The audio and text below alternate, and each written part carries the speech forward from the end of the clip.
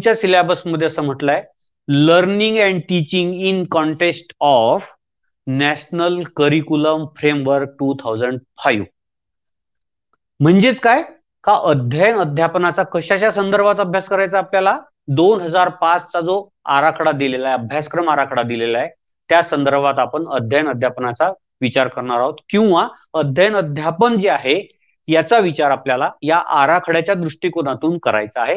का या आराखड्यामध्ये अध्ययन अध्यापनाच्या संबंधित कोणकोणत्या गोष्टी नमूद करण्यात आलेल्या आहेत आणि त्या लागू करण्यात आलेल्या आहेत, आणि त्याचा उपयोग ऍज ए टीचर म्हणून शिक्षकांना आणि ऍज ए स्टुडंट म्हणून विद्यार्थ्यांना होणं अपेक्षित आहे.